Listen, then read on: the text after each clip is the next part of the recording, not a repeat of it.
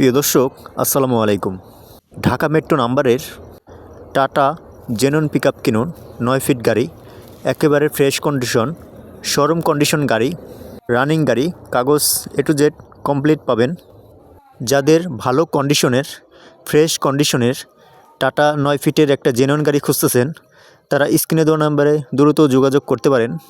ঠিকানা রাজবাড়ী জেলা, আহলাদীপুর বাজার।